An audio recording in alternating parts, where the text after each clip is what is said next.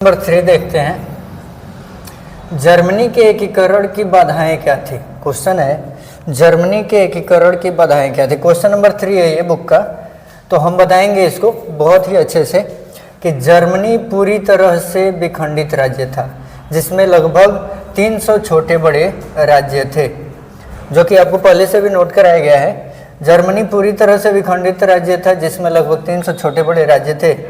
उनमें धार्मिक, राजनीतिक तथा सामाजिक विषमताएं थी, क्योंकि पता है कि 300 छोटे बड़े राज्य का मतलब है कि वहाँ अलग अलग धर्म, अलग अलग राजनीतिक सोच वाले लोग, अलग अलग समाज, अलग अलग विचारधारा के लोग, यानी विषमताएं थी। साथ ही साथ वहाँ प्रसा जो था वो सबसे शक्तिशाली राज्य था और उसने क्या किया था, अपना वहाँ प्रभाव बना करके रखने का, ठीक है। तो प्रसा वहाँ पे अपना प्रभाव बनाए हुए था। उनमें जर्मन राष्ट्रवाद की भावना का अभाव था। जर्मन राष्ट्रवाद की भावना का अभाव क्यों था?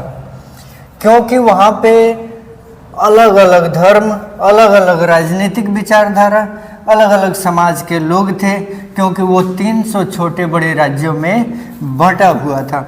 तो 300 छोटे बड़े राज्य का मतलब है कि हर राज्य का अपना सोच, अपना धर्म, अपना विचारधारा रहा होगा।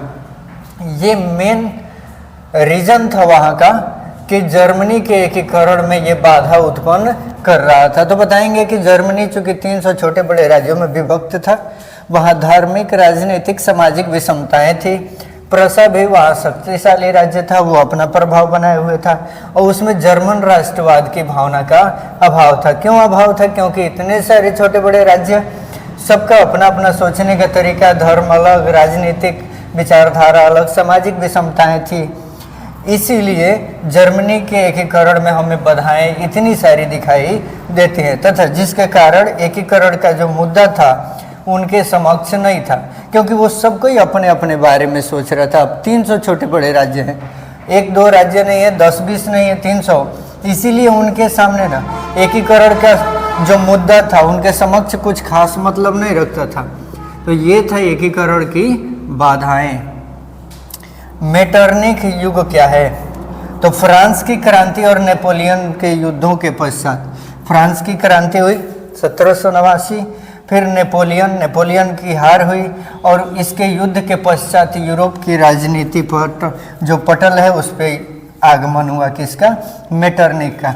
मेटरनिख का उदय हुआ जो एक नए युग का सूचक भी था, जिसे सामान्यतः मेटरनिख युग के नाम से जाना जाता है। ये राजनीति के रूप में हावी था 1815 से लेकर के 1848 तक, और ये पूरा 1800 से 1500 लेकर के 1848, यानी 1815 ईस्वी से लेकर के 1848 ईस्वी तक का जो काल है उसी को हम लोग मेटरनिख युग के नाम से जानते हैं। ऐसा करते हैं कि दोनों प्रश्न समझ में आ गया होगा, आप लोग लिख भी सकते हैं। बिहार बोर्ड के लिए बहुत इंपॉर्टेंट क्वेश्चन है, ठीक है।